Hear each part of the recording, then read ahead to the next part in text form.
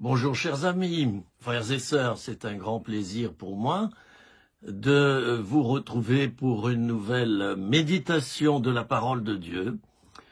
Quelques réflexions, nous sommes ensemble pour un petit moment. Et j'ai donc choisi aujourd'hui comme thème le chapitre 53 du livre d'Ésaïe. Le serviteur de l'Éternel. En fait, dans ma Bible seconde, le sous-titre qu'ils ont mis, c'est la personne et l'œuvre du serviteur de l'Éternel. Alors, voyez-vous, chers amis, l'erreur que nous faisons bien souvent, nous, chrétiens et serviteurs de Dieu, c'est de présenter uniquement un Jésus triomphant, un Jésus rempli de joie, d'enthousiasme, tout est accompli et nous sommes donc nous aussi totalement dans son triomphe, dans sa victoire. Ce n'est pas faux, loin de là, bien au contraire. Nous devons nous revêtir de cette partie de l'identité du Seigneur Jésus, l'identité actuelle. Nous devons nous en revêtir. Mais, pour être honnête, j'aimerais dire que c'est incomplet. Alors, certains vont me dire, mais qu'est-ce que c'est que ça? Qu'est-ce que tu veux dire, frère? Eh bien, je vais m'expliquer. Vous allez peut-être me dire, oui, les souffrances de Jésus, c'est du passé. Maintenant, Jésus est dans la gloire, il est assis à la droite du Père, il intercède pour nous. Frère, voilà, la souffrance, plus besoin d'en parler. Eh bien, détrompez-vous, détrompons-nous, chers amis. Jésus souffre toujours. La souffrance n'est pas un péché. Et elle n'est pas que la conséquence du péché. La souffrance est aussi la conséquence de l'amour, frères et sœurs. Parce que quand on aime, eh bien, on souffre. Vous êtes d'accord avec moi? Plus on aime, plus on souffre parallèlement. On souffre parce qu'on voudrait tellement du bien à l'autre. On l'aime tellement, on lui voudrait tellement du bien, qu'on en arrive à prendre quelquefois en partie ses fardeaux sur nous et à souffrir par amour. Non, la souffrance n'est pas que la conséquence du péché. Et bien souvent, nous, en tant que chrétiens évangéliques en tout cas, nous en sommes restés là. Tu souffres, c'est pas normal, que Dieu te délivre de toute souffrance. Oui, je suis d'accord. Comment être contre? Je suis d'accord, mais, chers amis, n'oublions pas que l'apôtre Paul a dit « Ce qui manque aux souffrances de Christ, je l'achève dans mon corps. » Non pas que les souffrances de la rédemption, les souffrances de Jésus qui montent sur le sommet du crâne, Golgotha, non pas que ces souffrances soient incomplètes, elles sont complètes, elles sont terminées, ça a été le prix que Dieu a payé, que Jésus-Christ, qui est Dieu donc, a payé pour nous racheter. Point final, il n'y a pas besoin d'en rajouter, mais, nous voyons que la Bible nous parle d'autres souffrances, et notamment l'apôtre Paul dira combien de fois dans ses épîtres et les épîtres à Timothée, souffre avec moi comme un bon soldat de Jésus-Christ. Il ne faut pas rentrer dans le déni et ignorer ces versets, attention. La souffrance, chers amis, ça va peut-être faire bondir certains ou certaines parmi vous, mais au fil de cette vidéo, vous allez mieux me comprendre. La souffrance est un appel. Et si vous n'intégrez pas la souffrance, les souffrances que vous traversez jour après jour, comme faisant partie de votre appel, chers amis, vous serez mal. Et de plus en plus mal. Parce que vous allez vous dire, c'est dysfonctionnel, c'est pas normal, je souffre. Vous allez complètement vous plomber le cerveau avec ça. Vous allez réfléchir, et vous accusez, vous allez rentrer dans une sorte de culpabilisation permanente. Je souffre, c'est pas normal. Attention à l'évangile de la prospérité, qui en lui-même a repris des versets de la parole de Dieu qui sont en effet parlants et qui nous parlent en effet de la prospérité. Bénédiction, malédiction, Deutéronome 28, vous connaissez le chapitre, j'espère que vous connaissez bien votre Bible et que vous la lisez chaque jour.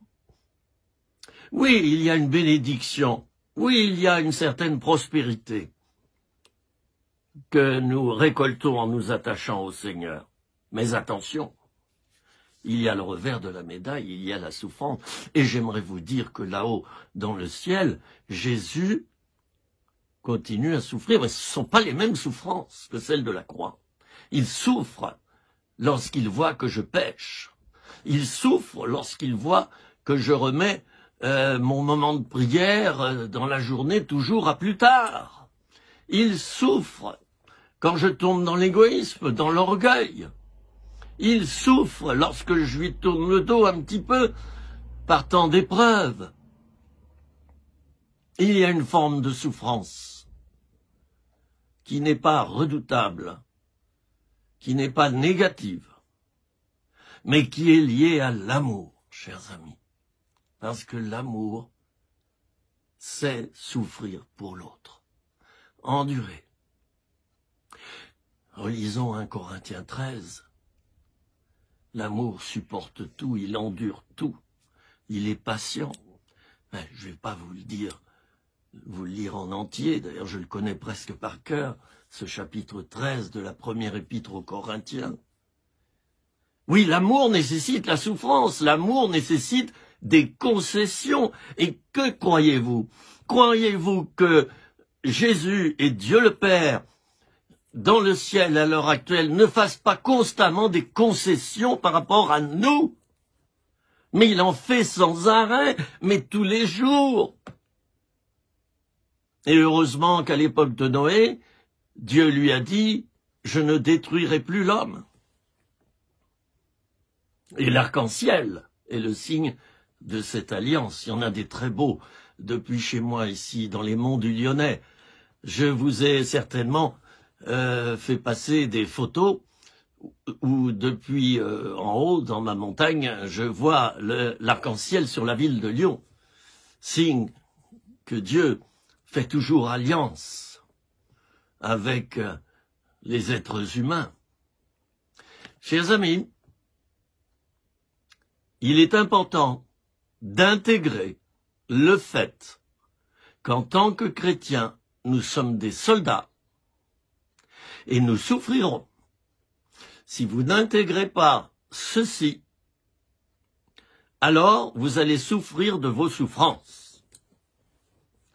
Vous allez souffrir parce que vous souffrez, vous allez souffrir constamment en vous disant c'est pas normal. Et vous allez rentrer petit à petit dans une rébellion que j'appellerais passive. Passive. Oh, il y a 10-15 jours, j'ai eu une conviction de péché. Je peux vous dire laquelle. Et je suis tombé à genoux, chez moi, ici. Et j'ai pleuré. Parce que le Seigneur m'a montré que j'avais inconsciemment conservé une rébellion contre lui. Ah, c'était pas la rébellion ouverte. Non. Vous savez, ces rébellions très cachées à l'intérieur de nous, je l'appelle donc rébellion passive, cette variété de rébellion. Oui, depuis un certain nombre d'années, à cause des souffrances que j'ai endurées, eh ben j'avais en quelque sorte une dent contre Dieu. Mais voyez-vous, j'étais incapable de le discerner. Et la conviction de péché, c'est biblique, elle descend d'en haut. C'est l'Esprit de Dieu tout à coup qui nous convainc de péché, qui nous montre notre péché. Avant, on ne le voyait pas. On ne le voyait pas. Et tout à coup, en une fraction de seconde, tu vois ton péché en face. Ça m'est arrivé plusieurs fois dans ma vie. Plusieurs fois. Alors, tout à coup, c'est comme si quelque chose se déchirait en nous. On voit notre péché et on crie à la catastrophe. Oh, c'est pas possible. J'avais pas vu ça. Eh bien, moi, j'avais un fond de rébellion à l'intérieur de moi, lié aux événements passés de ces dernières années. Je vais pas les énumérer ici, puis ça, au fond, ça ne regarde que ma vie. Oui, j'avais une petite dent, pas une molaire, hein, peut-être une incisive, une petite, contre mon Dieu. Et je conservais un état à l'intérieur de moi, par moments, qui se rapprochait de la tristesse, de la déprime. Je ne savais pas pourquoi. Et à force de crier à Dieu, à force de lui dire, Seigneur, je ne comprends pas, qu'est-ce que c'est? Il a répondu, chers amis, nous avons des choses à l'intérieur de nous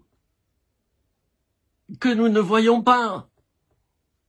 Et celui qui rentre dans la propre justice, celui qui se juge lui-même, qui se discerne lui-même, il commet une erreur parce qu'il y a des choses que nous ne voyons pas et que seuls d'autres qui sont dans notre entourage proche et qui sont spirituels peuvent voir, pas seulement les gens spirituels d'ailleurs. Mais moi, je ne vois quoi que ce que le miroir me reflète, tandis que les autres, ils voient tout un tas de côtés de mon caractère, de mon identité, des choses qui ne sont pas encore réglées chez moi. Je discutais avec un frère l'autre jour, c'était par téléphone. Vous savez, je n'avais pas discuté avec lui depuis des années. Et je me suis aperçu, au bout de quelques minutes, qu'il n'écoutait pas. Je lui parlais de moi, de ce qui s'était passé dans ma vie depuis plusieurs années, et il changeait de sujet. Il n'écoutait pas. J'étais obligé de l'interrompre. Et au bout d'un moment, je me suis dit, mais en fait, ça ne l'intéresse pas d'avoir de mes nouvelles. Oh, je ne l'ai pas jugé, mais je me suis dit, là, il a un problème. Il est auto-centré. Je ne l'ai pas jugé, au contraire. Je vais mettre son nom dans mon petit carnet de prière. Je vais intercéder pour lui pendant tout un temps, parce qu'il faut qu'il voit ce point-là. Autocentré, narcissique, tourné vers lui-même. Tourné vers lui-même, peut-être par peur des autres. Quand je dis narcissisme, c'est peut-être pas le cas. Il y a toujours une raison. Quand on est encore nombriliste, autocentré, il y a toujours une raison, vous savez. Toujours. La peur des autres, la peur de se faire avoir, la peur du monde, la peur de Dieu peut-être aussi. Et du coup, nous vivons dans un circuit fermé, dans notre bunker personnel. C'est comme ça. Alors il faut souvent un éclairage de Dieu.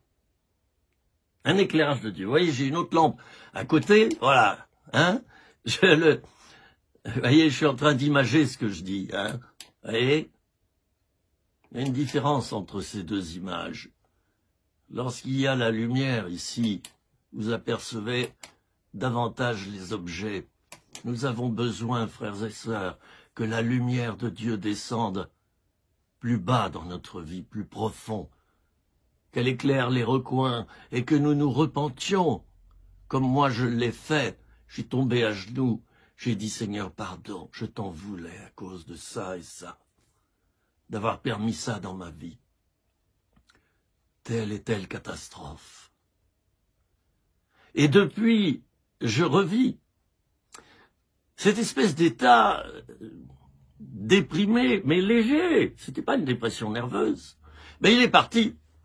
Et me voici dans la journée en train d'entreprendre, en train de créer, en train de faire des projets, de bouger, de ranger, de sauter de joie. Eh oui, voilà. Dieu a solutionné mon problème. J'en étais bien incapable. Je ne voyais pas que j'étais comme ça. Je le sentais. Mais je n'en connaissais pas l'origine. Oh, combien nous avons besoin, je me répète, et je le redis, que Dieu fasse comme ceci dans nos vies. Nous en avons tous besoin, chers amis. Je rencontre quelquefois des chrétiens qui, je le sens bien, ont une haute opinion d'eux-mêmes. Ils sont dans l'autosatisfaction. Et quand je leur parle, vous savez ce que je ressens? C'est cause toujours. Oui, mais moi, ça va bien, tu sais. J'ai pas besoin que tu me parles. Mes amis, ne soyez pas comme cela. Parce que si vous êtes comme cela, lorsque Dieu va vouloir vous parler, vous lui ferez subir le même sort, chers amis. C'était ma petite introduction de 16 minutes. Mais comme je fais plusieurs vidéos sur le thème que j'ai choisi, eh bien, je ne regarde pas au compteur. Ésaïe 52 et Ésaïe 53. Vous savez, Ésaïe 53, mes amis, ça c'est un chapitre à apprendre par cœur. Il est parlé des souffrances de l'Éternel, des souffrances de Jésus. S'il n'y avait pas eu Ésaïe 53 dans la Bible, j'aurais pas compris certaines périodes de ma vie. Je le répète, je n'aurais pas compris certaines périodes de ma vie. Voici mon serviteur prospérera. Là, je suis dans Ésaïe 52, à la fin du chapitre, versets 13 à 15. Voici mon serviteur prospérera, il montera, il s'élèvera bien haut, de même qu'il a été pour plusieurs un sujet d'effroi, tant son visage était défiguré, tant son aspect différait de celui des fils de l'homme. De même il sera pour beaucoup de peuples un sujet de joie. Devant lui des rois fermeront la bouche, car ils verront ce qui ne leur avait pas été raconté. Ils apprendront ce qu'ils n'avaient pas entendu. Qui a cru à ce qui nous était annoncé? Qui a reconnu le bras de l'Éternel? J'ai voulu commencer la lecture de ces versets bibliques par la fin du chapitre 52 d'Ésaïe, qui nous parle finalement de la joie du Seigneur, joie qu'il va retrouver. Il l'avait avant, mais il y a eu l'épisode de la croix. Il va retrouver la joie après, lorsque son Père le ressuscitera. Alors maintenant, j'en viens à mon sujet. Ésaïe 53. Il s'est élevé devant lui comme une faible plante, comme un rejeton qui sort d'une terre desséchée. Il n'avait ni beauté ni éclat pour attirer nos regards, et son aspect n'avait rien pour nous plaire.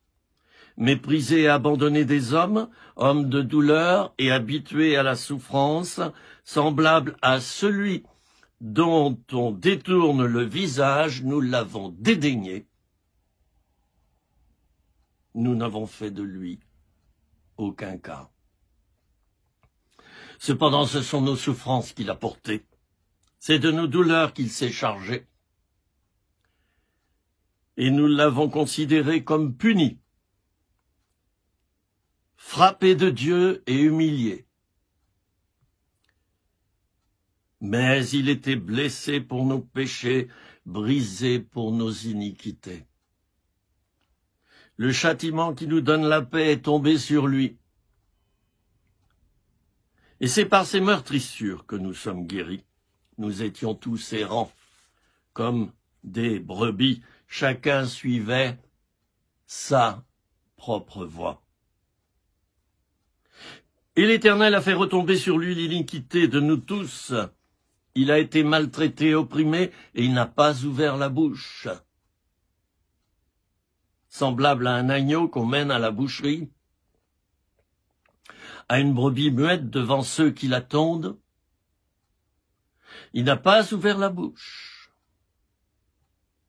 Il a été enlevé par l'angoisse et le châtiment, et parmi ceux de sa génération, qui a cru qu'il était retranché de la terre des vivants et frappé pour les péchés de mon peuple?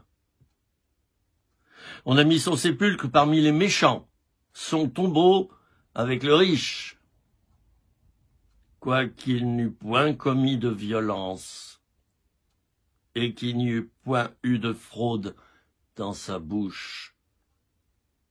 Il a plu à l'Éternel de le briser par la souffrance. Après avoir livré sa vie en sacrifice pour le péché, il verra une postérité et prolongera ses jours. Et l'œuvre de l'Éternel prospérera entre ses mains. À cause du travail de son âme, il rassasiera ses regards. Par sa connaissance, mon serviteur juste justifiera beaucoup d'hommes, et il se chargera de leurs iniquités. C'est pourquoi je lui donnerai sa part avec les grands.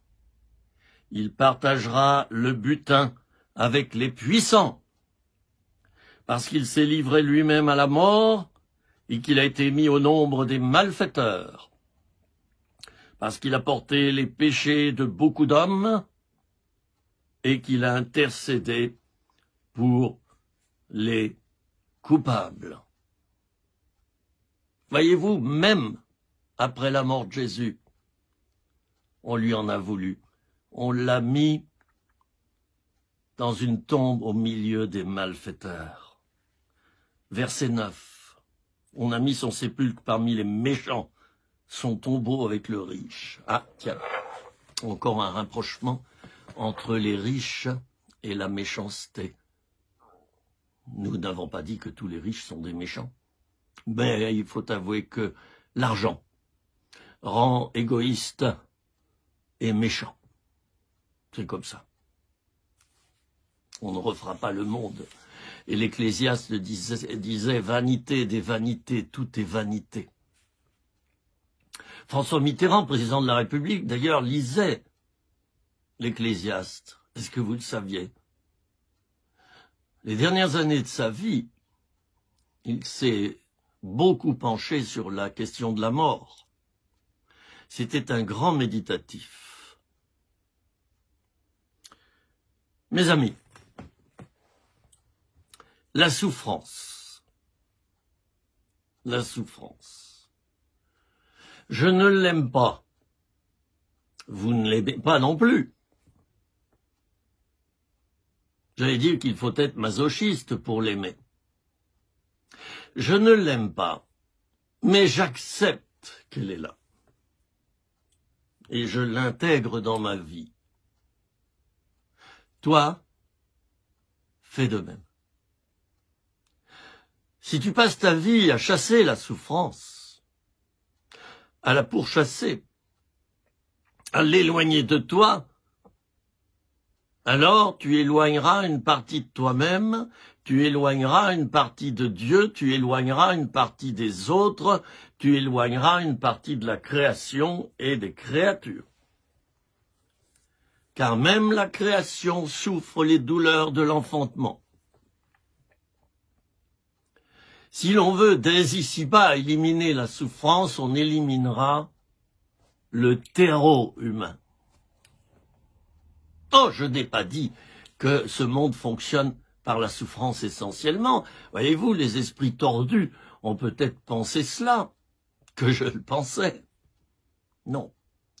Mais la souffrance est utilisée par Dieu comme un instrument régulateur dans nos vies.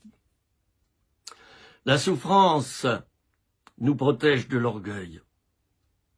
La souffrance nous fait ressentir comme nous sommes pauvres, petits, et comme tout à coup, en quelques fractions de secondes ou en quelques minutes, nous pouvons être comme un boxeur sur le ring, KO. La souffrance rôde. Elle peut survenir à tout moment. J'en ai fait un livre qui s'intitule « Ta souffrance peut devenir féconde » aux éditions Première Partie. Il est toujours en vente, ce livre, et c'est sa deuxième version, revue, corrigée et augmentée. Ta souffrance peut devenir féconde. C'est un ouvrage de base que j'ai écrit sur plusieurs années et où je démontre que la souffrance est un terreau, chers amis. Alors si tu enlèves le terreau dans lequel tu as mis les plantes, tes plantes vont crever.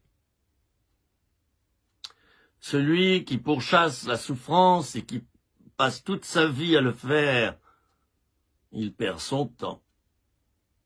Sachons l'accueillir, l'intégrer, en faisant d'elle une amie. Je sais que ça va provoquer la révolte chez certains ou certaines qui m'écoutent. Vous savez, j'ai eu ma dose. Si j'ose parler ainsi, c'est que j'ai souffert, beaucoup.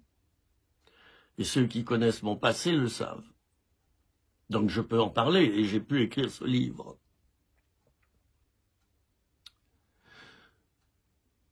Encore une fois, je le dis.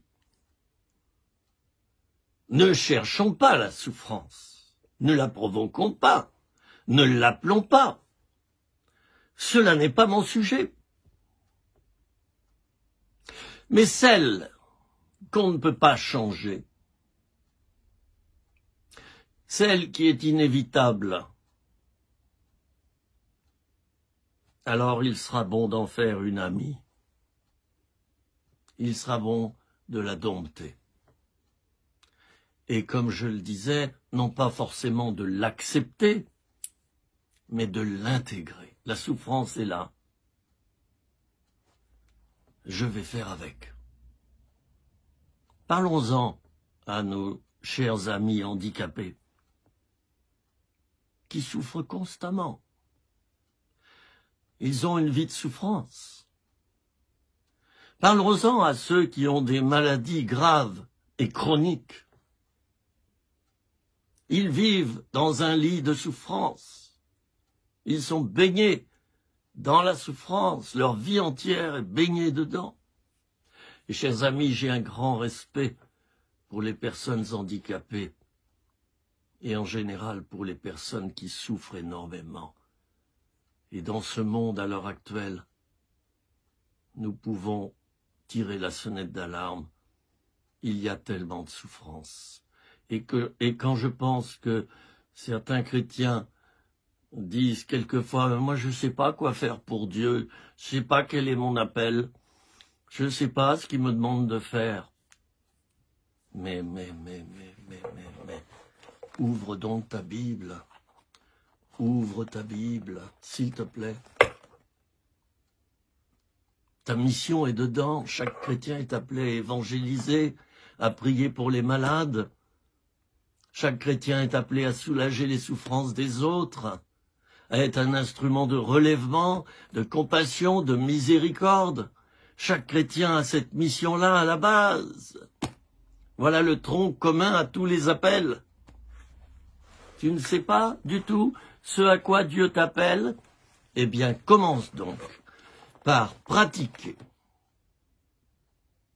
ce qui est écrit dans la parole de Dieu, voyez-vous, hein? Il y a ce qu'il faut. Mais commence donc par mettre en pratique tout ce qui est basique là dans la parole de Dieu. Tu seras occupé 24 heures sur 24 si tu le veux. Un appel, on le discerne quand on retrousse ses manches et qu'on commence à pratiquer la parole de Dieu. Cet appel, il jaillit naturellement au travers de nous. Alors, qu'est-ce que c'est que ces serviteurs de Dieu, quelquefois, qui distribuent des ministères quand ils passent dans les églises? Ils distribuent des ministères, des appels. Je suis quelquefois triste lorsque je vois ça. Confirmer un appel, le discerner, puis aller trouver le pasteur et dire, tu sais, là, ce frère qui est là-bas, oui, tu sais qu'il y a, voilà, ce vêtement vert, etc. Tu sais, moi, j'ai la conviction que il a déjà un appel, c'est ça, vous voyez. Moi, en général, je ne dis pas publiquement, depuis le micro, ce que je reçois par rapport à quelqu'un qui est dans la salle, au niveau des appels, je m'entends. Je vais le dire plutôt au pasteur, parce que lui connaît ses brebis. Et quelquefois, on peut faire très mal quand on distribue des appels comme ça. Allez, un tel est évangéliste, un tel est prophète, etc. On ne connaît même pas la vie de la personne. C'est dangereux de faire ça. Non. Va trouver le pasteur, le berger, et dis-lui dans le creux de son oreille. C'est beaucoup plus sage, et ça rapportera gros. Il faut beaucoup de sagesse dans le service de Dieu, et si je dénonce quelquefois des erreurs, j'aimerais le redire. C'est que je les ai faites. Certains me mettent des commentaires. Oui, frère, tu juges. Tu juges, tu juges. Il y a deux sortes de jugements. Et je dirais que nous sommes appelés à juger en tant que chrétiens dans le sens du discernement. Par exemple, vous discernez ici mon sweat aux couleurs militaires et avec des petites... Vous voyez, vous le discernez. Vous avez le droit d'en parler. Nous sommes appelés à discerner. Discerner les esprits, discerner les personnes, discerner le bien et le mal, discerner les hommes politiques, discerner quelquefois même le médecin qui s'occupe de nous quand il fait des bourdes. Et ça, j'ai vu le cas dans ma vie. Par contre, Jésus dit, ne jugez pas afin de ne pas être jugé. Jésus parle du jugement, c'est-à-dire que là, on émet, en plus du discernement, qui lui est biblique, un jugement. On abaisse la personne et c'est comme si on avait déjà calculé sa punition. Vous voyez, on va dans le mal quand on fait comme ça. Juger dans le sens biblique du terme, et Jésus nous interdit de le faire, c'est voir le mal dans quelqu'un, l'abaisser, en parler, et se dire celui-là, il n'ira pas au ciel, ou celui-là, gna gna gna, etc. Ça, c'est interdit. Mais discerner le problème d'un frère ou d'une sœur et dire à l'autre, écoute, on va prier pour ça si tu veux. Quand tu passeras demain, tu sais, tu dois venir me voir, ben, on devait prier. On priera pour notre frère, pour que Dieu l'aide. On l'aime tellement. Ça, c'est discerner, vous voyez. Et c'est pas interdit. Bref. C'est important d'en parler de ça. Ce que je disais il y a quelques minutes, que quelquefois on dit tu juges. Mais oui, mais la plupart ne connaissent pas la différence entre le discernement et le jugement. Et dès qu'on émet un avis, ça y est, on juge. On est sur le coup de l'interdiction de Jésus. C'est comme ça que dans les églises, le péché prospère. C'est comme ça que les églises évangéliques ne se réforment pas. C'est comme ça que les traditions peuvent s'installer. C'est comme cela que l'adversaire peut lui-même y prendre un siège. Parce que personne ne dit rien. Tout le monde voit les abus spirituels du pasteur et tout le monde se soumet et tout le monde souffre en silence. On n'ose pas le dénoncer parce qu'on se dit je vais tomber sur le coup du jugement. Mais c'est faux. Va trouver ton frère, dit la parole de Dieu. Dis-lui s'il a péché. S'il refuse, prends un ancien avec toi. Va le voir à nouveau. Et s'il refuse encore, eh bien dis-le à l'église. Il y a 3 étapes. Mais nous avons ce pouvoir. Mais pourquoi dans nos églises le mal s'est-il installé et a-t-il pris des sièges? Il est assis dans nos églises. Le diable est assis dans nos églises et nous le laissons faire, chers amis. Parce que, n'est-ce pas, faut pas juger. Chut, taisez-vous.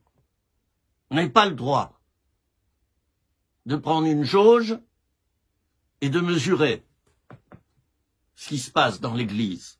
Si vous le faites, vous êtes un critiqueur, un diviseur. Et moi, je vous désigne la porte. Ah, il y a combien d'assemblées évangéliques qui sont comme ça. Vous allez croire que je tape sur les évangéliques et que je suis méchant. Mais au contraire, c'est parce que j'aime tellement ce milieu que je vais justement tout faire pour qu'il se bonifie. Mais pour que quelque chose se bonifie, il faut d'abord ôter le mal. Et les Marseillais diraient peu cher. Comment voulez-vous qu'une église se bonifie si le mal n'est pas nommé et désigné au milieu d'elle? Impossible. C'est pas possible. Alors moi, après 40 années de ministère, j'ai décidé de parler. Or, non pas d'être un pourchasseur. Ce n'est pas ma mission. Mais j'ai décidé de parler sur ce que j'ai vu pendant 40 ans, et en moi, et dans les autres. Attention, je me mets d'abord dedans. Je me dénonce d'abord. Ah oui. Sinon, ça serait de l'hypocrisie, chers amis.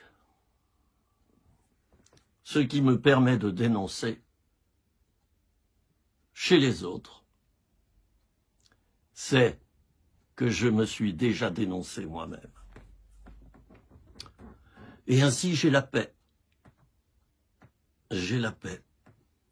Lorsque je discerne et que je me mets à pousser un petit coup de « oh, allez, tant pis », un petit coup de gueule, quoi.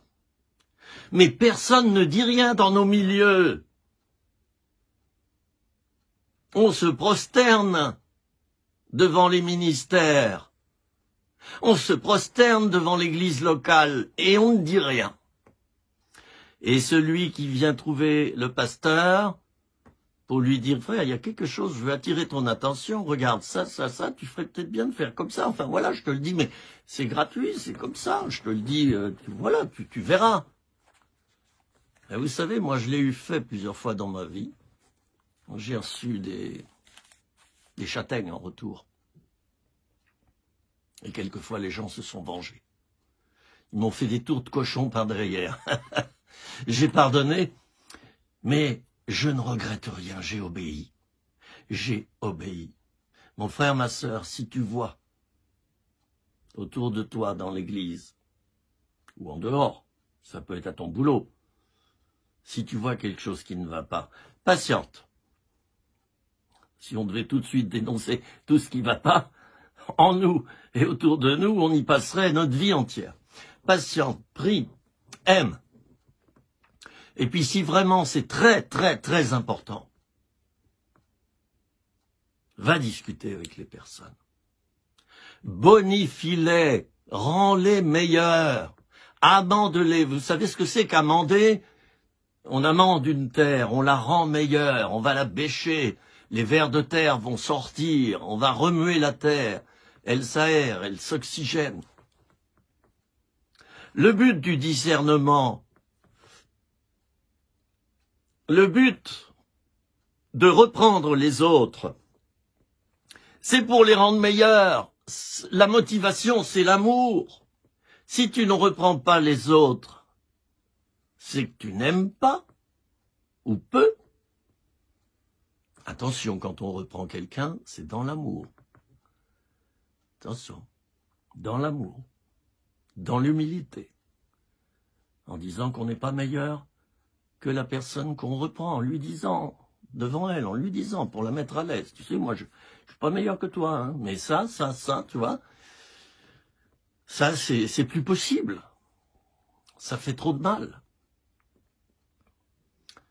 Ah, les églises que j'ai visitées, j'en ai visité des milliers dans mon ministère.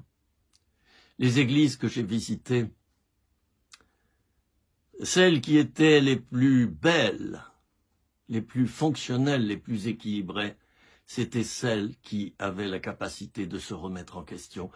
Le berger avait cette capacité de remettre en question sa vie, de remettre en question la vie des autres, de remettre en question la vie de l'Assemblée. Et tout le monde se disait tout. Bon, il y a des limites, bien sûr, hein, mais tout le monde se disait tout ce qui était important à dire. Et l'Église progressait. Je vous le souhaite dans votre Assemblée. Et toi, mon ami pasteur, qui m'écoute peut-être, qui me voit peut-être, sache que j'ai une affection toute particulière envers toi. Remets-toi en question. N'aie pas peur de perdre ton pouvoir. N'aie pas peur de confesser ton péché publiquement. Si tu t'aperçois, comme moi, ça s'est produit plusieurs fois dans ma vie, si tu t'aperçois que quelque chose que tu croyais juste avant, eh bien Dieu te montre que c'est faux. Ben dis-le à l'Assemblée. Tu vas grandir aux yeux des autres. Ton autorité va grandir, c'est le contraire. Toi, tu te dis non, je vais perdre mon autorité. Ça sera la honte. C'est le contraire. Les gens vont t'aimer davantage parce qu'ils vont voir combien tu es sincère, droit. Alors je t'en supplie. Tel berger, telle église. Hein. Lorsque je discute avec des membres d'une assemblée, je vois le pasteur. Dans le comportement des membres, je vois le comportement du pasteur. Si toi tu changes, si toi tu te remets en question, les brebis feront comme toi. Si tu ne le fais pas, elles feront comme toi également. Et elles resteront enfermées dans leur bunker. Et l'église deviendra un vrai bunker. Et les pécheurs, on ne pourra plus les y amener. Combien de fois, lorsqu'un toxicomane s'est converti alors que je lui prêchais l'évangile, toxicomane ou du moins quelqu'un qui est dans l'addiction sexuelle, l'addiction de toutes sortes, combien de fois je me disais, mais quel problème dans la ville où je suis, quelle est l'assemblée qui saura l'accueillir les bras ouverts? Vous vous rendez compte? Vous savez, Pierre est sorti de la prison, les portes se sont ouvertes toutes seules. Et le plus gros problème pour lui, ça n'a pas été les murs de la prison. Le plus gros problème pour lui, lorsqu'il est sorti de prison, il est allé dans la maison de Pierre, souvenez-vous du récit. Il a frappé à la porte, et la porte est restée fermée. La servante, je crois qu'elle s'appelait Rhodes, enfin bon, peu importe, servante a entendu frapper, elle est allée écouter, mais oui, ça frappe, et puis elle a vu que c'était Pierre, elle est allée trouver les autres, et elle a dit, mais c'est Pierre qui est là. Ils lui ont dit, mais t'es folle, enfin. Quelquefois, le problème n'est pas le péché, ou les montagnes de difficultés qui sont devant une âme, mais c'est l'Église qui ne sait pas accueillir l'âme souffrante, qui ne sait pas accueillir le pécheur dans son péché. Elle voudrait le changer d'un coup de baguette magique. Combien de fois j'ai entendu des collègues pasteurs dire « Un couple homosexuel, jamais il rentrera dans mon église » ou alors « Il y rentre et il sort ». Combien de fois je l'ai entendu? Qu'est-ce que ça m'a fait mal? L'église, c'est le lieu où tout le monde peut venir, sans exception, chers amis. Nous avons tous des difficultés, nous avons tous des tares, de toutes sortes. Mais est-ce que l'Église, c'est vraiment à l'heure actuelle le lieu des pécheurs? Ou alors est-ce que c'est le lieu des super saints qui n'acceptent dans leur cercle que les super saints, les superstars? Nous allons prier quelques instants et je vous retrouve dans la vidéo suivante. Merci Seigneur pour qui tu es. Merci Seigneur d'être descendu comme un simple homme. Tu as travaillé le bois, tu as scié les planches, tu as été charpentier avec Joseph, ton papa, d'emprunt sur la terre. Tu as vécu notre vie d'homme et tu as voulu revêtir notre condition d'homme.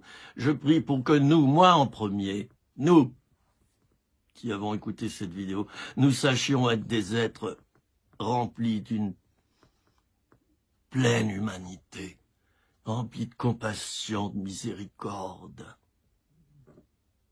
Que nos églises, nos rassemblements soient des lieux où on se sent accepté tel qu'on est, dans l'amour inconditionnel. Amen.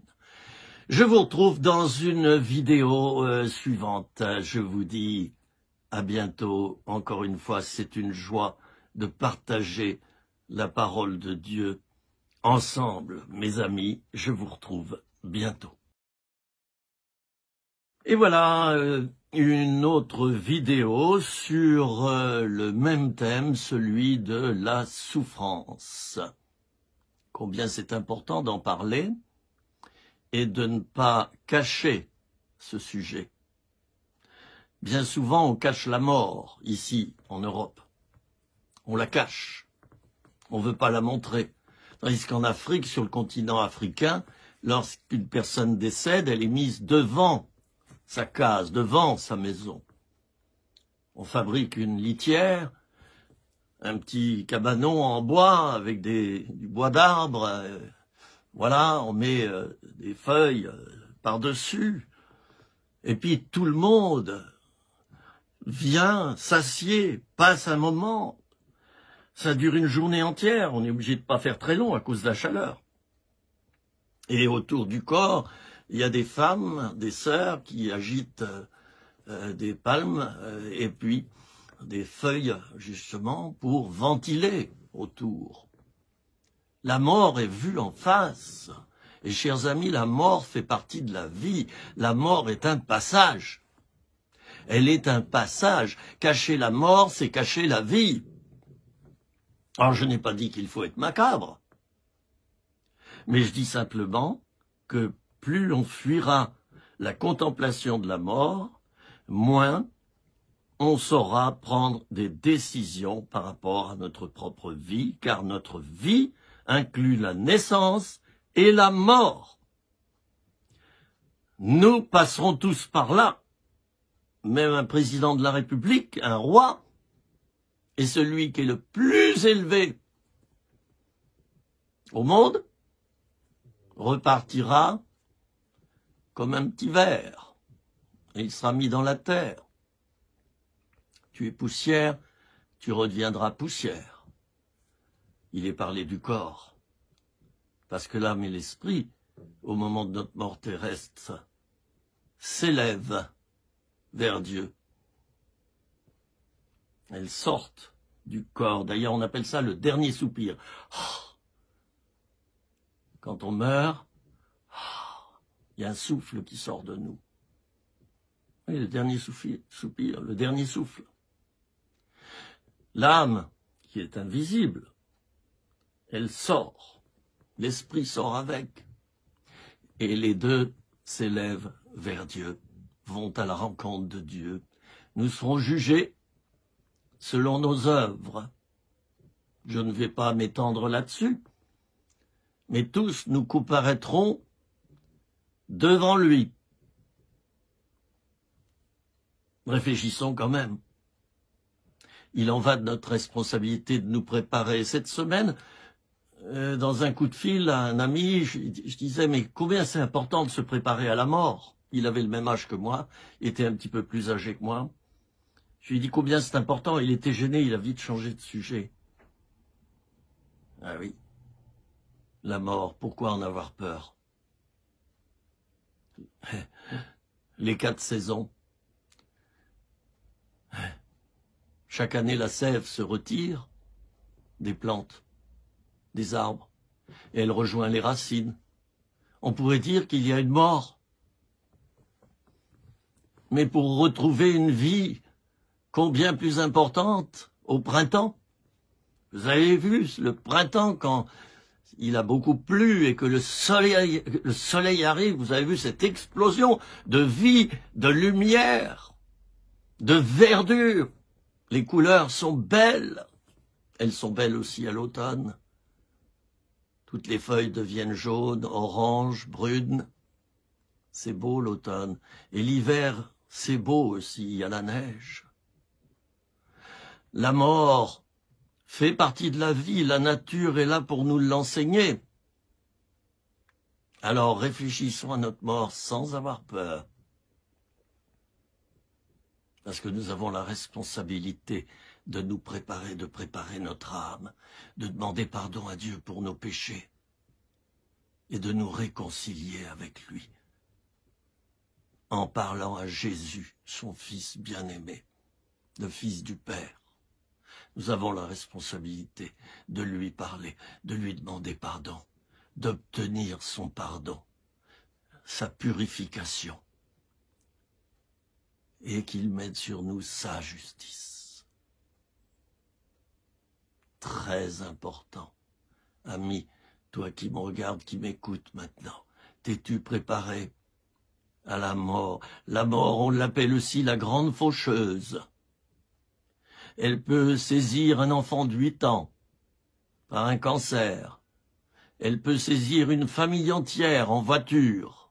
Lorsqu'il y a un accident grave, une famille entière est décimée. La mort peut frapper à tout instant. Ne soyons pas des hypocrites.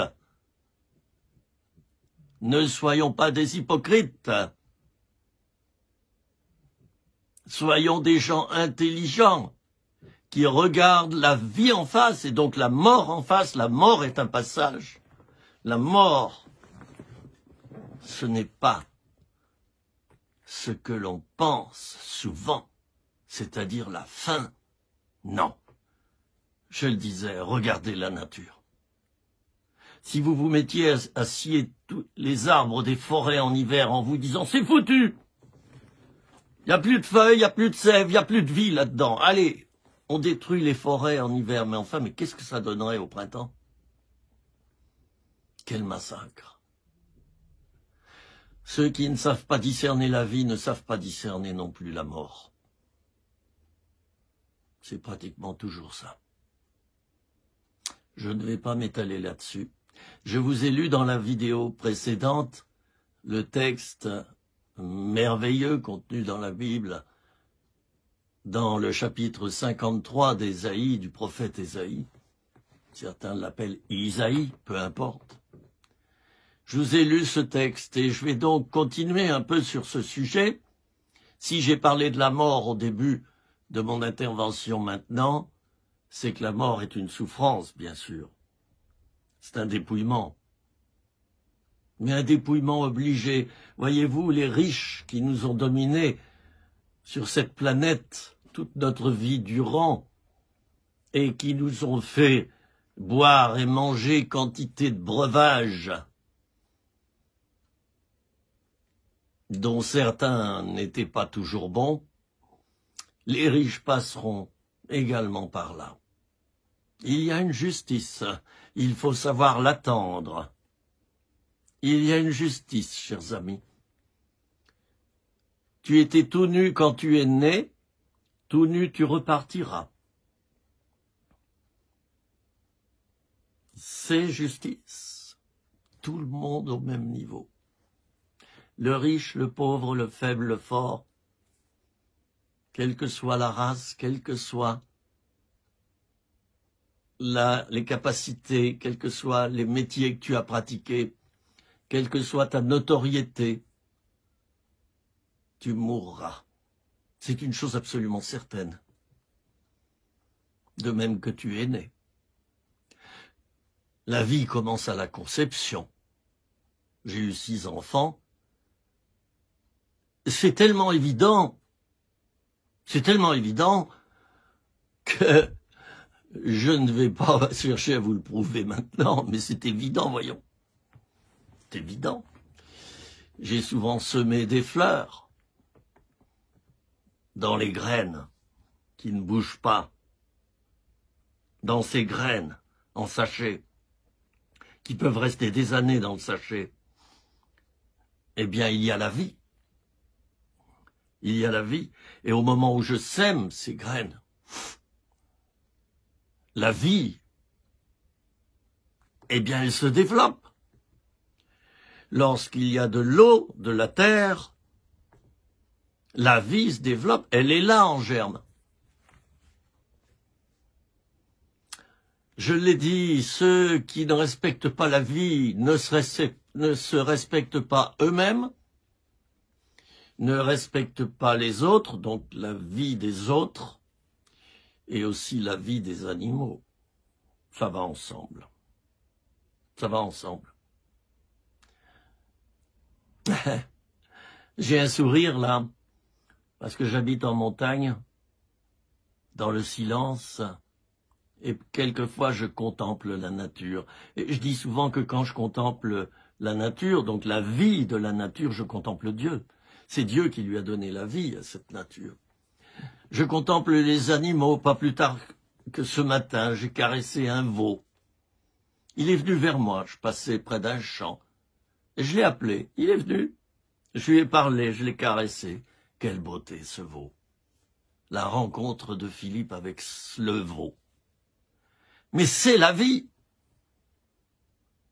Tout est vie autour de nous. Sachons la respecter. Alors Jésus a beaucoup souffert, non seulement dans l'épisode de Golgotha, il est monté au calvaire, il est mort sur une croix, rappelons-le à l'époque. La croix était un châtiment maudit. C'était l'équivalent de la chaise électrique aux USA ou de l'injection létale, puisqu'à l'heure actuelle, c'est plutôt ça qui est pratiqué. La croix, à l'époque, c'était l'équivalent. On a infligé la croix à Jésus, c'était ce qu'on infligeait aux plus grands malfaiteurs de l'époque.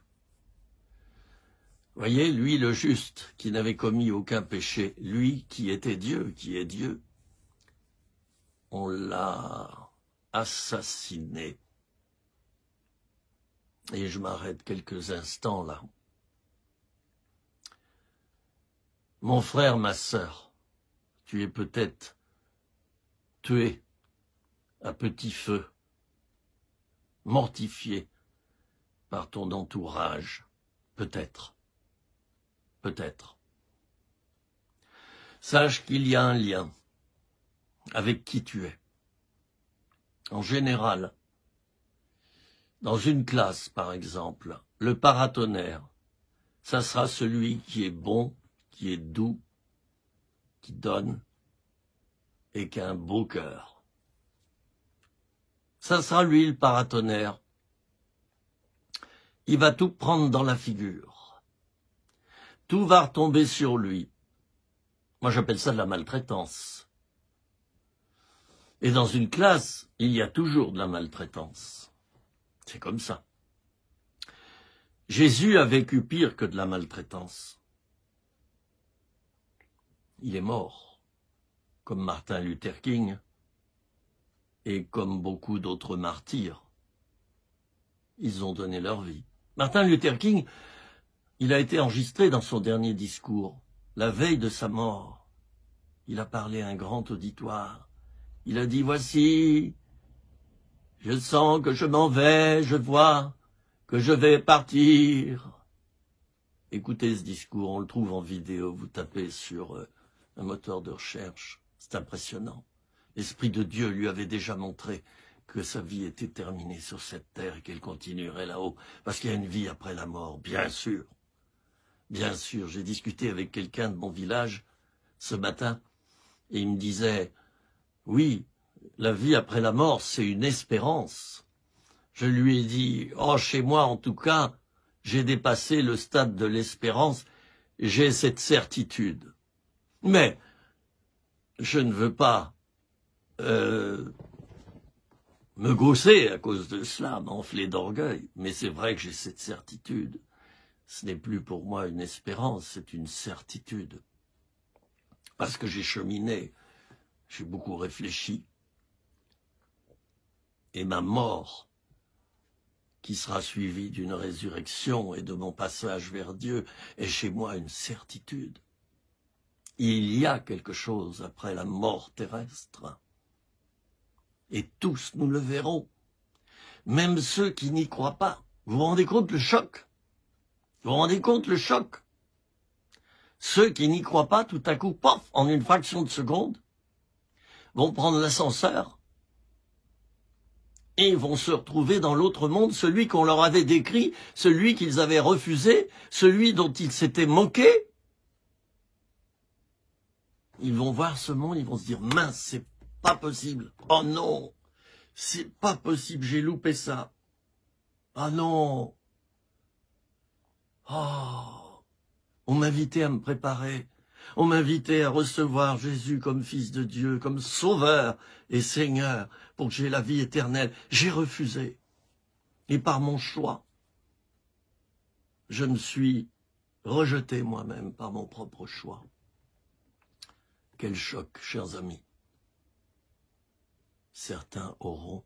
Et Jésus a dit que malheureusement, c'est une majorité qui fera ça. Majorité de personnes. Il a dit que peu entrent dans le paradis. Peu y entrent. Quel dommage. Il y a des personnes qui ont une telle valeur sur cette terre, mais qui auront refusé de se reconnaître comme enfants de Dieu. Ils auront refusé leur sauveur, chers amis, mais quel dommage. Ils ont une telle valeur, ces gens-là. Je souffre quelquefois lorsque je vois certains de mes bons amis refuser l'Évangile. Comment peut-on refuser un Dieu qui se propose de nous sauver et qui meurt à notre place en prenant notre péché sur lui? Mais comment peut-on refuser cela? C'est un grand mystère chez moi. C'est un grand mystère. Parce que déjà tout petit, j'étais d'accord avec ce fait-là, qu'il y avait un grand Dieu au-dessus de nous. Quand j'allais dans la nature, quand j'étais gamin, mais tout respirait, transpirait la présence de Dieu, les oiseaux, les arbres, le coucou, coucou dans la forêt, le silence est plein de Dieu dans une forêt. Déjà tout petit, je le savais. Personne ne me l'avait dit, c'était quelque chose de naturel chez moi. Je me disais, mais c'est pas vrai, c'est trop beau pour être vrai. Et tout à coup, je me suis dit, mais oui, c'est vrai, parce que Dieu a fait cela. Quel grand Dieu! Lorsque je voyais la forêt, l'immensité de la forêt, la beauté surnaturelle de la forêt, je me disais, mais quel grand Dieu! Parce que la forêt lui ressemble. L'être humain ressemble à Dieu.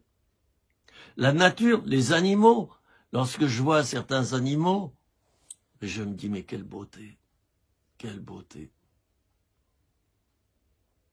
Tout cela, c'est à l'image de Dieu. Comment peut-on ne pas le voir? Ça, c'est ma question. Comment peut-on être aussi aveugle pour ne pas voir que derrière la beauté, il y a le créateur de la beauté? Mais comment peut-on ne pas le voir? Derrière un vol d'argent, il y a un voleur.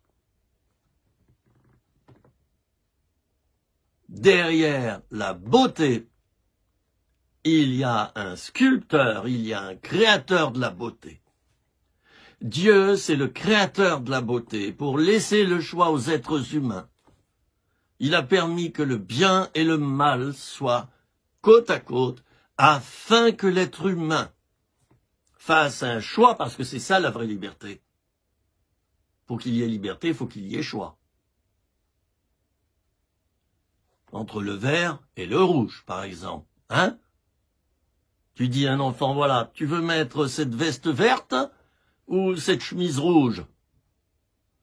C'est ça la liberté, tu le laisses trancher, il va dire, ben, je prends la verte. Et tu lui donnes une veste verte, et tu lui dis, tu veux quoi? La veste verte ou la veste verte? Est-ce que c'est vraiment un choix que tu lui laisses? Est-ce que vraiment tu le rends libre? Je vous laisse répondre à ça. Je vous laisse répondre. Ah, il y a tellement de choses à méditer sur cette terre. Passez du temps à méditer. Faites taire tout bruit autour de vous. Allez dans la nature. Rencontrez-vous vous-même. Rencontrez la vie.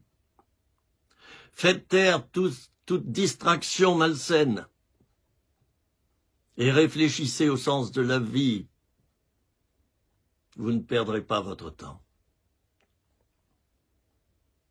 Vous ne perdrez pas votre temps.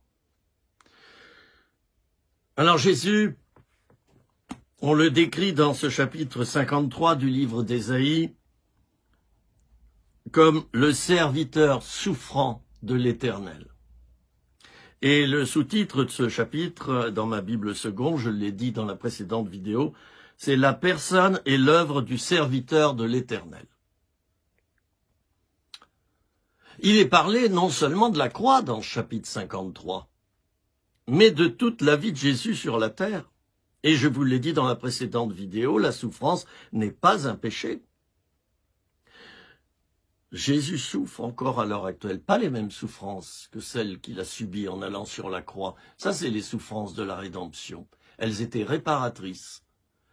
Jésus souffre toujours quand il voit que nous lui tournons le dos, que nous lui claquons la porte, que nous l'injurions, que nous le traitons dans la boue. Il souffre, ça le fait souffrir.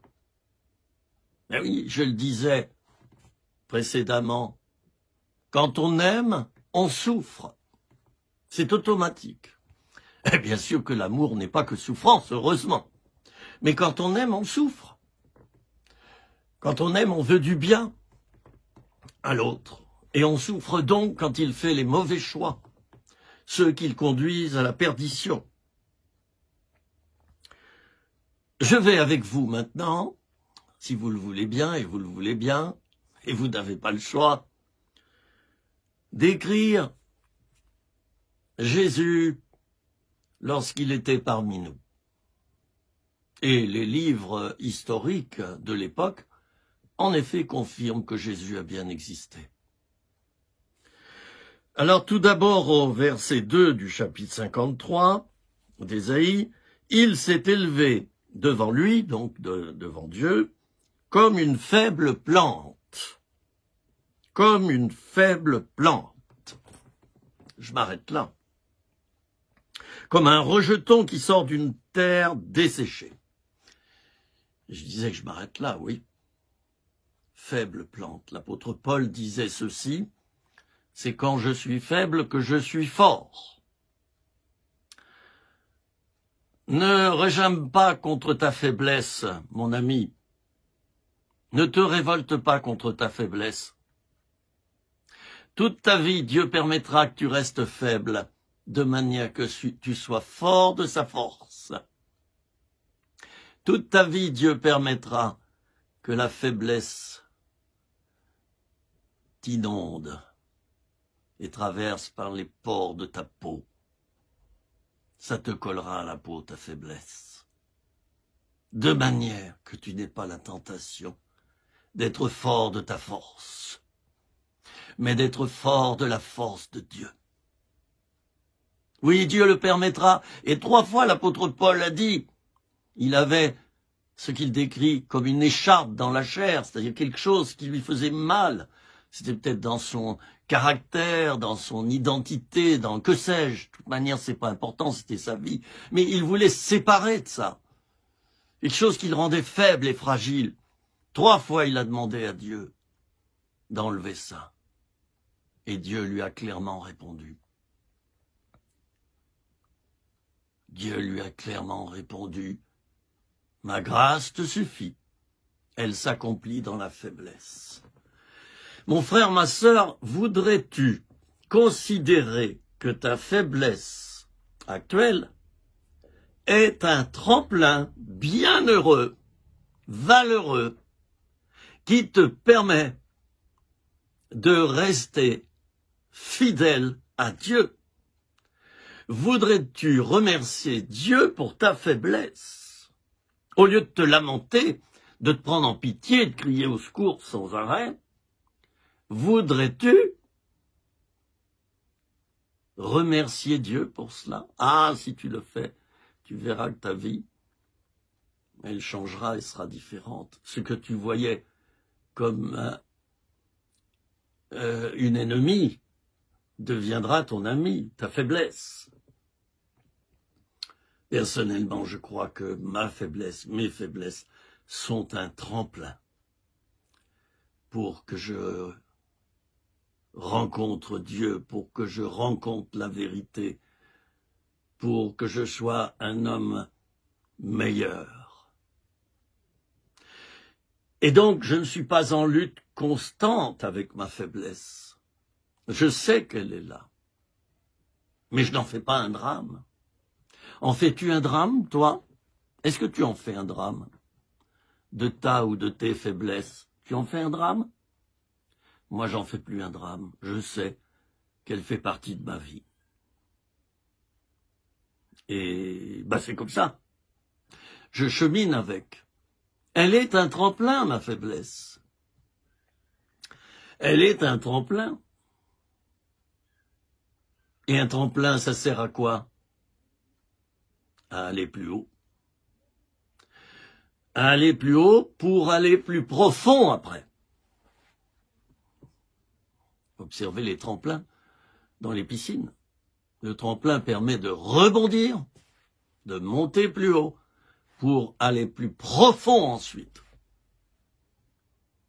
Alors, cette souffrance, cette faiblesse qu'il y a dans ta vie, si tu la gères différemment, tu en feras une amie et tu en feras un tremplin. La faiblesse, il s'est élevé comme une faible plante. Même Jésus, qui était parfait, qui était et qui est Dieu, quand il était sur la terre, il était faible. Donc, lui aussi est passé par là. La faiblesse n'est pas un péché. Il n'avait ni beauté ni éclat pour attirer nos regards. Tiens, ça alors, lorsque je regarde les publicités à l'heure actuelle, quelle tape à l'œil, voire quel mensonge. Oh, au moment de Noël, alors vraiment c'est flagrant. Tu vois un jouet, en regardant une publicité donc sur un jouet pour que les gens l'achètent, ça a été filmé d'une telle manière que tu te dises « Ah, mais c'est exceptionnel, vite, vite, vite, je vais l'acheter. » Puis quand tu l'as acheté, et qu'au bout de 3 jours, il est déjà cassé, qu'au bout de 3 jours, tu t'aperçois qu'on t'a menti, t'es furax. Jésus, lui, ne se cachait pas. Il ne se cachait pas. Il n'attirait pas les regards. Ce n'était pas un séducteur. Quelqu'un qui est séducteur à l'extrême, c'est quelqu'un qui se cache. Et pour mieux se cacher, il séduit. Pour mieux anesthésier ses victimes, pour mieux les tromper, il séduit. Il montre le bon côté des choses seulement. Et c'est un trompeur. Le séducteur est un trompeur. La séduction en elle-même n'est pas un problème. Nous séduisons tous un petit peu. La beauté séduit. Là, je parle d'une personne qui séduit à l'extrême, vous voyez, qui utilise cela comme arme. Il a développé sa séduction pour tromper, pour que les gens l'aiment, pour que les gens l'idolâtrent, pour que les gens pensent comme lui, et pour avoir sa cour. Jésus n'était pas comme ça. Et un homme de Dieu ou une femme de Dieu qui séduit les autres et qui laisse cette séduction s'installer, qui entretient cette séduction, c'est quelqu'un qui a un problème. C'est quelqu'un qui a un problème. Jésus n'était pas comme ça. Non. Non. Il n'était pas comme ça.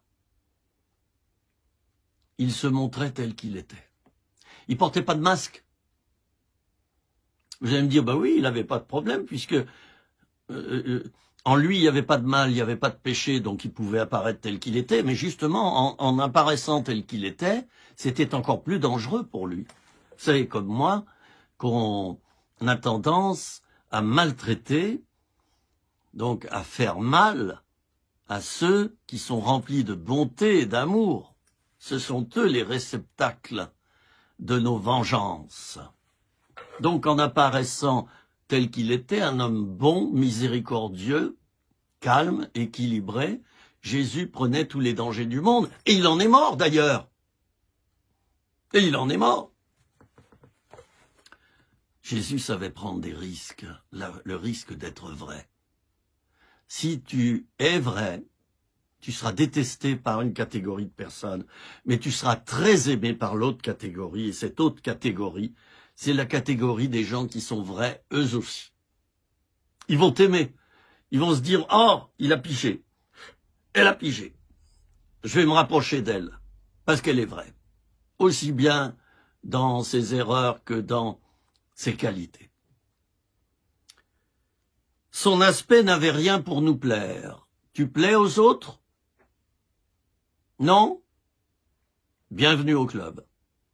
Si vraiment tu marches comme Jésus, tu vas pas plaire aux gens. C'est comme ça. Il faut savoir l'accepter et ne pas en faire un drame. Accepter de souffrir, de rejet, de cancan, de calomnie. Du temps des apôtres, on mettait en prison. On mettait en prison. Les apôtres ont fait la prison. C'est le risque du métier, chers amis. Mépriser, abandonner des hommes. Je suis au verset 3. Chaque mot compte. Es-tu méprisé? Oui.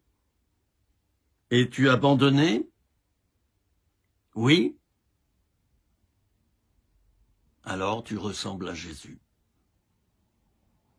T'es méprisé et abandonné à cause de ce que tu es? Parce que tu es vrai? Dans ta foi, dans ton humanité? Bienvenue au club. Jésus était comme ça, tu ressembles à Jésus. Là encore, n'en fais pas un drame.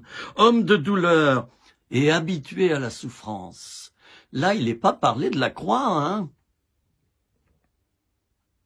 Habitué à la souffrance. Il est parlé d'une habitude. Il n'est pas parlé de la croix. Habitué à la souffrance. Jésus était habitué à souffrir. Ça veut dire qu'il souffrait constamment? Comme toi. Comme toi. Alors pourquoi es-tu dans la rébellion parce que tu souffres constamment? Mais Jésus était comme ça, habitué à la souffrance, homme de douleur. Mais tu te rends compte? On l'appelle ici homme de douleur. Homme de douleur. On résume sa vie à une montagne de douleur. Ça m'a beaucoup aidé de lire Ésaïe 53 lorsque j'ai eu des grosses épreuves dans ma vie. J'ai connu la prison aussi. J'ai connu plein de choses. Toutes sortes de rejets. Et là, j'ai mieux compris. Celui qui veut vivre pieusement en Jésus-Christ sera persécuté. Oh, il ne sera pas uniquement persécuté parce qu'il est croyant, il sera persécuté aussi parce qu'il est vrai. Vrai dans ses qualités, vrai dans ses erreurs. Car un homme de Dieu, une femme de Dieu, a cette caractéristique, c'est qu'elle ne vit pas dans le mensonge, elle ne vit pas, cette personne-là, elle ne vit pas dans le mensonge, dans la cachotterie, dans l'apparence. Elle ne porte pas de masque. Et donc on la rejette. On la rejette. Tu sens que tu es rejeté à l'heure actuelle, tu es méprisé? Bienvenue au club. Je n'ai pas dit qu'il faut être comme ça, hein. Mais si tu l'es, bienvenue au club. Bienvenue au club. Semblable à celui dont on détourne le visage. Ah, combien de fois quand je parle de Jésus, tout à coup, je vois des visages qui se tournent. Hop, les gens ont toujours quelque chose à faire, hein. Tu commences à parler de Dieu, à parler de ta foi, et hop, tu vois les gens tout à coup qui disent « Bon, excusez-moi, mais faut que j'y aille, parce que j'ai un poulet au four. » Ah, il a bon dos, le poulet, hein. Dès que tu parles de Dieu, les gens se détournent. Seuls resteront ceux qui sont profonds. Et voyez-vous, l'intelligence de Dieu, c'est de cacher les choses. Il ne prendra avec lui que ceux qui, fondamentalement, ont fait le choix profond de lui ressembler. Il s'entourera de ces gens-là qui l'auront choisi comme Seigneur. Les autres, ceux qui se sont détournés, il les laissera se détourner. Et savez-vous, l'enfer, il existe bien, de même que le paradis existe, le bien existe, le mal également. Voyez-vous, toujours deux choses, hein, les deux opposés, toujours. L'enfer existe. On a l'image d'un Dieu vengeur qui dit « Oui », au moment où tu comparais devant lui après ta mort, « Oui, t'as fait ça et ça, puis ça, puis ça, puis ça, c'est pas normal, allez, en enfer, toi !» On a cette image-là. Ben moi, je m'en suis dépouillé de cette image-là. Parce que Dieu est amour. Il est capable de se mettre en colère, on appelle ça la colère de Dieu. Mais je pense fondamentalement que c'est nous qui ferons le choix d'aller en enfer ou au paradis. Et nous l'aurons fait, ce choix, sur la terre. Je ne sais pas si vous pensez comme moi.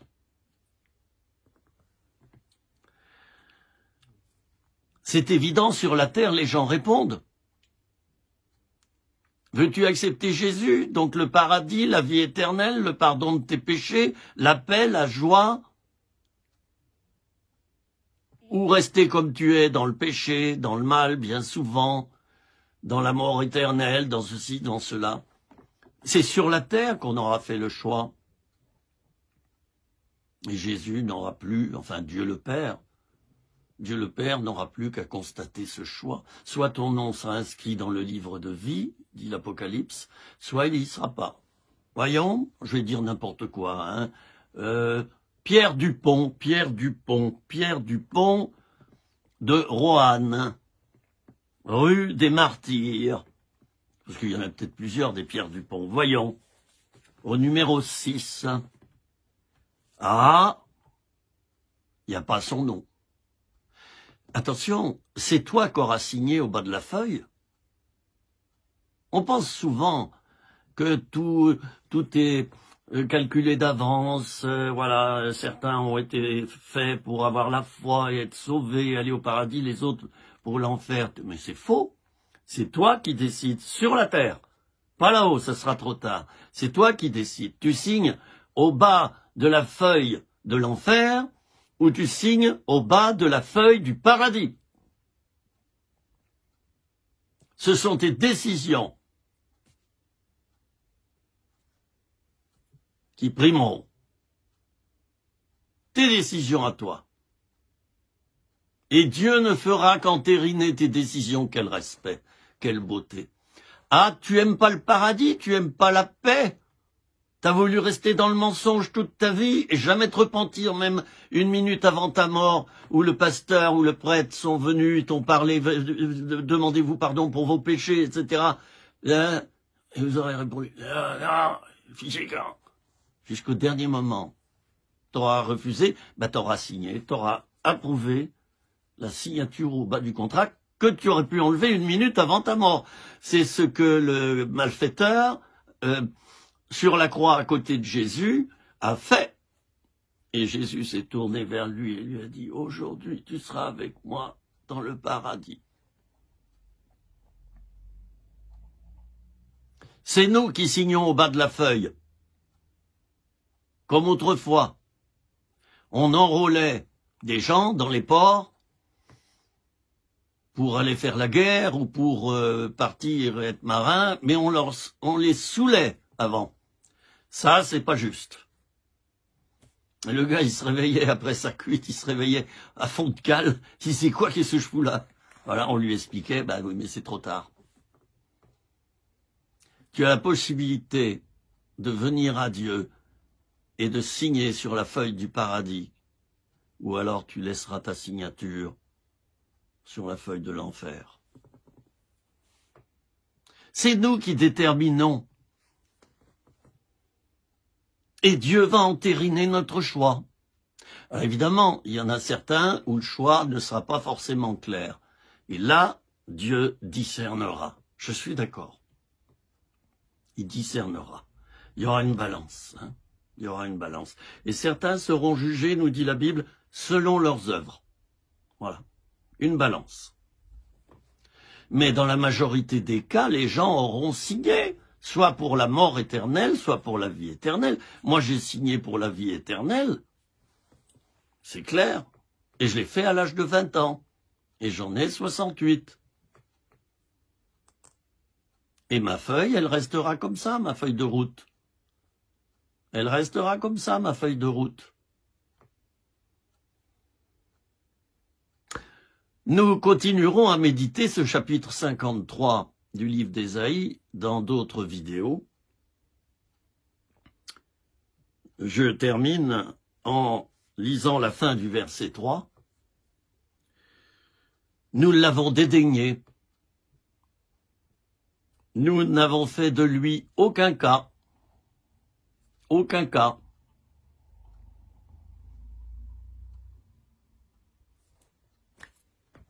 J'espère, mon frère, ma sœur, mon ami, que tu ne dédaignes pas le sacrifice de Jésus sur la croix. J'espère que tu ne dédaignes pas Jésus lui-même, parce que sinon tu es mal barré. Tu es mal barré. Il est encore temps de demander pardon pour ton dédain et de te rapprocher de Dieu. C'est ce que je te souhaite pour ta vie. Profite que tu es encore vivant sur la terre pour le faire. Après, il sera trop tard, mon ami. Il sera trop tard. Hein?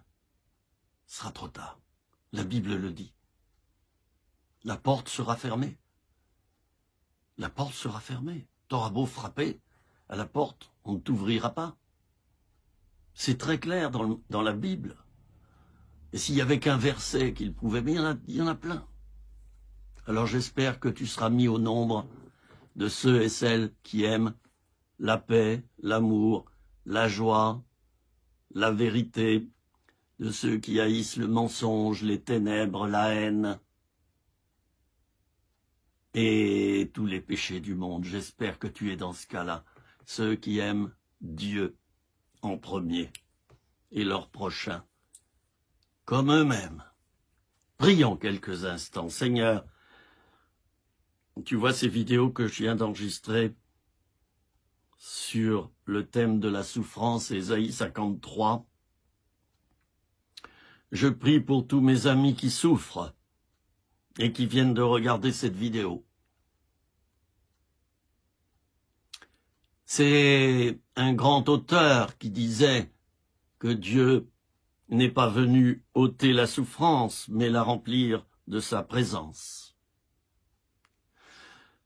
Alors, Seigneur, je te demande de remplir de ta présence le cœur de ceux et celles qui souffrent parmi nous, afin qu'ils soient rendus capables de continuer à obéir et à suivre Dieu. Donne-leur cette grâce, la ténacité, la persévérance dans la souffrance, qu'ils puissent s'accrocher comme Jésus l'a fait. Et lui, dans les derniers moments, non seulement il était accroché à la croix, mais il s'est accroché à son Père. Il aurait pu le renier intérieurement. Il s'est accroché à son Père. Alors donne cette grâce à mes amis qui viennent de regarder cette vidéo. Merci Jésus. Amen. Tu es vivant. Tu l'auras fait. Tu as exaucé ma prière. Amen.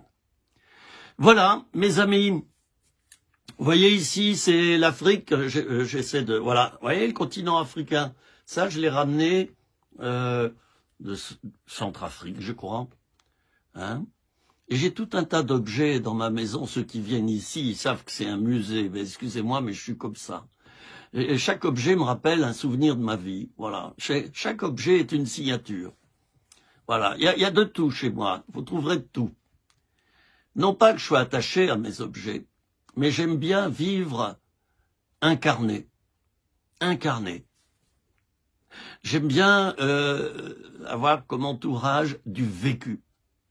Du vécu. Voilà. Et quand je vais chez certains que je vois aucune déco, c'est tout blanc, il n'y a rien, il n'y a pas de déco, c'est triste, c'est mort, je me dis tiens, c'est peut-être le reflet également de leur intériorité, je ne sais pas. Je ne juge pas là encore, je discerne. Voilà. Bon, alors, je vous laisse je vous quitte en vous disant encore ma joie de vous avoir retrouvé dans cette vidéo, les petites vidéos de Philippe. Vous les retrouvez sur YouTube. Vous tapez, en étant sur le site YouTube, Philippe Auzenet, A-U-Z-E-N-E-T. Et vous tombez sur ma chaîne de vidéos. Il y en a 150 qui vous attendent. Accrochez-vous, les amis. À bientôt. Que Dieu vous bénisse. Qu'il vous fasse beaucoup de bien. Qu'il ouvre votre esprit aux Écritures. Qu'il ouvre votre esprit à Dieu lui-même. À bientôt. Au revoir.